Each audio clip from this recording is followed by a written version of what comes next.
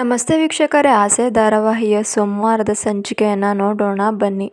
ಇನ್ನು ಈ ಸಂಚಿಕೆಯ ಆರಂಭದಲ್ಲಿ ಮೀನಾಗೆ ದೋಸೆ ಮಾಡಬೇಕು ಅಂತ ರೋಹಿಣಿ ಆರ್ಡರ್ ಮಾಡಿರ್ತಾಳೆ. ಆಗ ರೋಹಿಣಿ ಮತ್ತು ಶ್ರುತಿ ಇಬ್ಬರು ಕೂಡ ಬಂದು ಅಡುಗೆ ಮನೆಯಲ್ಲಿ ಕೂತು ಒಬ್ಬರಿಗೆ ದೋಸೆ ಬೇಕು, ನನಗೆ ಎಗ್ ದೋಸೆ ಬೇಕು ಅಂತ ಹೇಳಿ ಕೇಳ್ತಾ ಇರ್ತಾರೆ.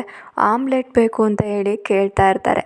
ಅಲ್ಲಿಗೆ ಸೂರ್ಯ ಕೂಡ ಬರ್ತಾ ಇದ್ದಾನೆ. ಸೂರ್ಯ ಕೂಡ ಬಂದು ಏನು ಬೇಕು ನಿಮಗೆ, ಆಮ್ಲೆಟ್ ಬೇಕಾ, ಆಮ್ಲೆಟ್ಗೆ 2 ಮೊಟ್ಟೆ ಬೇಕಲ್ವಾ, ಸ್ವೈನ್ ಟಪಕ್ ಈ ಮೊಟ್ಟೆ ಇವ್ರಿಗೊಬ್ದಿಗೆ ಈ ಮೊಟ್ಟೆ ಅಂತೇಳಿ 2 ಮೊಟ್ಟೆನೂ ಕೂಡ ನೆಲಕ್ಕೆ ಹಾಕ್ಬಿಡ್ತಾನೆ. ಏನು ಸೂರ್ಯ, ಏನೋ ಮಾಡ್ತಿದ್ಯಾ ನೀನು ಅಂತೇಳಿ ಅವರಮ್ಮ ಶಾಂತಿ ಕೇಳ್ತಾ ಇರ್ತಾರೆ. ಮೊಟ್ಟೆ, ಆಮ್ಲೆಟ್ ಮೊಟ್ಟೆ, ಇವರಿಬ್ಬರಿಗೂ ಕೂಡ ಆಮ್ಲೆಟ್ ಮೊಟ್ಟೆ ಮಾಡಿಬಿಟ್ಟಿದ್ದೀನಿ, ತೊಗೊಂಡು ತಿನ್ಬೋದು ಅಂತೇಳಿ ಸೂರ್ಯ ಹೇಳ್ತಾ ಇರ್ತಾನೆ. ಆಗ ರೋಹಿಣಿ ಎದ್ದು ನಿಂತ್ಕೊಂಡು, ಏನು ರೀ ನೀವು ಯಾಕೆ ಹೀಗೆ ಮಾಡ್ತೀರಾ ಅತ್ತೆ, ನಾನು ಪಾರ್ಲರ್ ಹೋಗೋ ದಾರಿನಲ್ಲೇ ಏನಾದರೂ ತಿನ್ಕೊಂಬಿಡ್ತೀನಿ, ನನಗೇನು ಬೇಡ ಅಂತೇಳಿ ಹೋಗ್ಬಿಡ್ತಾರೆ. ನಿಂತ್ಕೊಳ್ಳಮ್ಮ, ನಾನು ಮಾಡಿಕೊಡ್ತೀನಿ, ಇವಳಿಗೆ ಹೇಳಿ ದೋಸೆ ಮಾಡಿಕೊಡ್ತೀನಿ ಅಂತೇಳಿ ಹೇಳ್ತಾ ಇರ್ತಾರೆ. ಮತ್ತು ಅಲ್ಲಿ ಶ್ರುತಿ ಕೂಡ ಎದ್ದೇಳ್ತಾ ಇದ್ದಾಳೆ. ಎದ್ಬಿಟ್ಟು, ಅಲ್ಲ ಸೂರ್ಯ ಅವರೇ, ನಾನೇನು ನಿಮ್ಮ ಹೆಂಡ್ತಿಗೆ ಮಾಡಿಕೊಡಿ ಅಂತ ಪ್ರೆಷರ್ ಹಾಕಲಿಲ್ಲ, ಮೊದಲಿಂದಲೂ ಕೂಡ ನಾನು ಅವ್ರ ಅಡುಗೆಗೆ ಫ್ಯಾನೇ, ಅದಕ್ಕೆ ಅವರು ಮಾಡಿಕೊಡ್ತೀನಿ ಅಂದಿದ್ದಕ್ಕೆ ನಾನು ತಿಂತಾಯಿದ್ದೀನಿ ಅಂತ ಹೇಳಿ ಹೇಳ್ತಾ ಇರ್ತಾಳೆ. ಅತ್ತೆ ನನಗೂ ಕೂಡ ಬೇಡ, ನಾನೇ ಸ್ಟುಡಿಯೋಗೆ ಹೋಗ್ಬೇಕಾದ್ರೆ ಮಾಡ್ಕೊಂಡು ತಿಂತೀನಿ ಅಂತ ಹೇಳಿ ಅಲ್ಲಿಂದ ಹೊರ್ಟೋಗ್ತಾ ಇದ್ದಾಳೆ.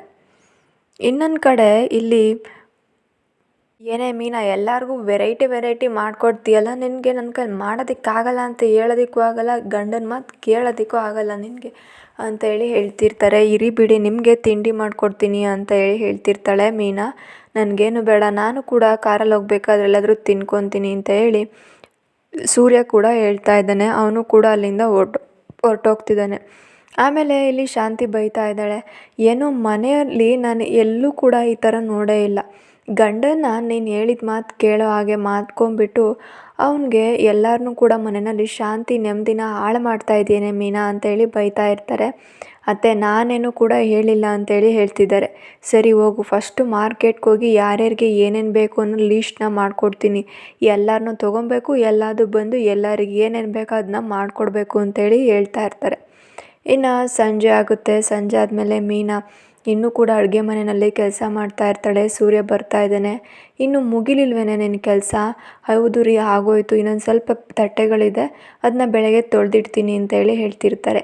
ಈ ಮನೆಯಲ್ಲಿ ಆ ಪೆಂಗಿಂಗು ಮಂಗಿಂಗು ತಟ್ಟೆ ಕೂಡ ತೊಳೆದಿಕ್ಕಾಗಲ್ವ, ಇರು ಮಾಡ್ತೀನಿ ಅವರಿಗೆ ಅಂತೇಳಿ ಸೂರ್ಯ ಹೋಗ್ತಿರ್ತಾನೆ. ಬೇಡ ರೀ, ಅವರೆಲ್ಲ ಮಲ್ಕೊಂಡಿರ್ತಾರೆ ಅಂತೇಳಿ ಹೋಗ್ತಾ ಇದ್ದಾರೆ. ಇನ್ನು ರೂಮಲ್ಲಿ ಹೋದಾಗ ಇಲ್ಲಿ ಬಿಸಿನೀರು ಕೂಡ ತರ್ತಾ ಇದ್ದಾಳೆ. ಆಮೇಲೆ ಕೇಳ್ತಾ ಇದ್ದಾರೆ, ಏನು ತಿಂದೆ ಅಂತೇಳಿ ಕೇಳ್ತಾ ಇರ್ತಾರೆ. ಚಪಾತಿ ತಿಂದೆ, ಯಾಕೆಂದರೆ ರೋಹಿಣಿಗೆ ಮತ್ತು ಮನೋಜ್ಗೆ ಮಾಡಿಟ್ಟಿದ್ದೆ, ಅದು ಕೂಡ ಉಳಿದಿತ್ತು ಅಂತೇಳಿ ಹೇಳ್ತಿರ್ತಾರೆ. ಅವ್ರಿಗೆ ಮಾಡಿಟ್ಟಿದ್ದು ನೀನು ಯಾಕೆ ತಿನ್ನೋಕೆ ಹೋಗಿದ್ದೆ, ನಿನಗೆ ಬೇಕಾಗಿದ್ದನ್ನ ನೀನು ಮಾಡ್ಕೊಳೋ ತಾನೆ ಅಂತೇಳಿ ಹೇಳ್ತಾ ಇರ್ತಾನೆ ಸೂರ್ಯ. ಇಲ್ಲ ರೀ, ಮಿಕ್ಕಿದ್ದು ನಾಳೆಗೇನಾದರೂ ಅದು ಮಿಕ್ಕಿದ್ರೆ ನಾಳೆ ಅದನ್ನೇ ನಾನೇ ತಿನ್ನಬೇಕಾಗುತ್ತೆ, ಅತ್ತೆ ನನಗೆ ತಿನ್ನಿಸ್ತಾರೆ ಅದನ್ನು ಅಂತೇಳಿ ಹೇಳ್ತಾ ಇದ್ದಾರೆ. ಆಗ ಸೂರ್ಯನಿಗೆ ತುಂಬ ಬೇಜಾರಾಗುತ್ತೆ. ಇದಕ್ಕೆ ಏನಾದರೂ ಒಂದು ವ್ಯವಸ್ಥೆ ಮಾಡಬೇಕು, ಈ ಮನೆಯಲ್ಲಿ ಒಬ್ಬರನ್ನ ಕೆಲಸದವ್ರನ್ನ ತರಬೇಕು, ಇಲ್ಲಾಂದರೆ ಮೀನನ್ನ ಬ್ಯುಸಿ ಮಾಡಬೇಕು, ಆವಾಗಲೇ ಇದಕ್ಕೊಂದು ಪರಿಹಾರ ಅನ್ನೋದು ಸಿಗೋದು ಅಂತ ಹೇಳಿ ಹೇಳ್ತಾ ಇದ್ದಾನೆ. ಇನ್ನು ಈ ಕಡೆ ಇಲ್ಲಿ ಶ್ರುತಿ ಮತ್ತು ರವಿ ಇಬ್ಬರು ಕೂಡ ಕಾರ್ ನೋಡೋದಕ್ಕೆ ಅಂತ ಶೋರೂಮ್ಗೆ ಹೋಗಿದ್ದಾರೆ. ಆಗ ಇಲ್ಲಿ ಶ್ರುತಿ ಕೇಳ್ತಿದ್ದಾಳೆ, ರವಿ ಏನು ಕಾರ್ ಬಡ್ಜೆಟ್ ಎಷ್ಟಿದೆ ಅಂತ ಹೇಳಿ. ಸುಮ್ಮನೆ ನೋಡೋಣ ಅಂತ ಬಂದಿದ್ದೀನಿ, ಇನ್ನೂ ಯಾವುದೂ ಕೂಡ ಫಿಕ್ಸ್ ಆಗಿಲ್ಲ, ಹೇಗಿದ್ರೂ ಕೂಡ ಅಣ್ಣ ಇಲ್ಲೇ ಇದ್ದಾನಲ್ಲ ಅಂತೇಳಿ ಹೇಳ್ತಿರ್ತಾರೆ.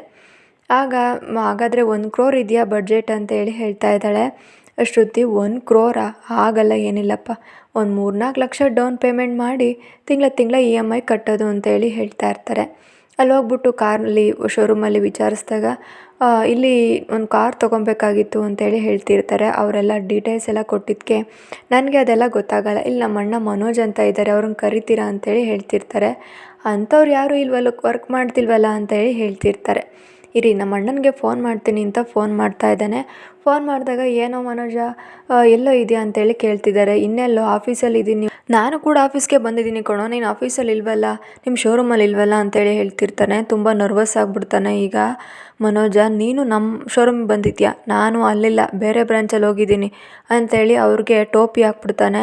ಹಾಗೆ ಅಲ್ಲಿರೋ ಶೋರೂಮ್ ಹುಡುಗರಿಗೂ ಕೂಡ ಹೊಸ್ದಾಗಿ ಬಂದಿದ್ದೀರಾ ಅನಿಸುತ್ತೆ, ನಿಮಗೆಲ್ಲ ಗೊತ್ತಿಲ್ಲ ಅಂತೇಳಿ ಹೇಳಿಬಿಡ್ತಾ ಇದ್ದಾನೆ. ಅವನು ಪಾರ್ಕಲ್ಲೇ ಇರ್ತಾನೆ. ಇನ್ನು ಮನೆಗೆ ಬರುತ್ತೆ, ಸಂಜೆ ಆಗಿರುತ್ತೆ, ಎಲ್ಲ ಕೂಡ ಕೂತ್ಕೊಂಡಿರ್ತಾರೆ. ಹಾಗೆ ಮಾತಾಡ್ಬೇಕಾದ್ರೆ ಇಲ್ಲಿ ಶ್ರುತಿ ಮತ್ತು ರವಿ ಹೇಳ್ತಿದ್ದಾರೆ, ಏನು ನಾವು ಆಫೀಸಿಗೆ ಬಂದರೂ ಶೋರೂಮಿಗೆ ಬಂದರೂ ನೀನು ಸಿಗಲಿಲ್ವಲ್ಲ ಅಣ್ಣ ಅಂತ ಹೇಳಿ ರವಿ ಹೇಳ್ತಿರ್ತಾನೆ. ಅಲ್ಲಿ ಅವರಪ್ಪ ಮತ್ತು ರೋಹಿಣಿ ಎಲ್ಲರೂ ಕೂಡ ಕೂತಿರ್ತಾರೆ. ಹೌದಾ ರೀ, ನೀವು ಬೇರೆ ಬ್ರಾಂಚ್ಗೆ ಹೋಗಿದ್ದೀರಾ, ನಮಗೂ ಕೂಡ ಈ ವಿಷಯ ಹೇಳಿಲ್ಲ ಅಂತೇಳಿ ರೋಹಿಣಿ ಕೇಳ್ತಾ ಇರ್ತಾಳೆ. ಅಷ್ಟೊತ್ತಿಗೆ ಸೂರ್ಯ ಕೂಡ ಬರ್ತಾ ಇದ್ದಾನೆ. ಸೂರ್ಯ ಬಂದು ಇಲ್ಲಿ ಮೀನನಿಗೋಸ್ಕರ ಗೋಬಿನ ತೊಗೊಂಬಂದಿರ್ತಾನೆ. ಆಗ ಏನಿದು ಇಷ್ಟು ಚೆನ್ನಾಗಿ ಸ್ಮೆಲ್ ಬರ್ತಾ ಇದೆಯಲ್ಲ, ಏನಿದು ಅಂತ ಹೇಳಿ ನೋಡ್ತಾ ಇರ್ತಾನೆ. ನೋಡು, ನಿನಗಲ್ಲ ಗೋಬಿ, ನನ್ನ ಹೆಂಡ್ತಿಗೆ ಅಂತ ಪ್ರೀತಿನ ತೊಗೊಂಬಂದಿರೋದು. ನಿಮಗೆ ಎಲ್ಲರಿಗೂ ಬೇಕಿದ್ನೆಲ್ಲ ಅವಳು ಮಾಡ್ತಾಳಲ್ಲ, ಅವಳಿಗೆ ಏನು ಬೇಕು ಅಂತ ನೀವೇನಾದರೂ ಕೇಳಿದ್ದೀರಾ ಇಲ್ವಾ ಅಂತೇಳಿ ಬೈತಾ ಇರ್ತಾರೆ.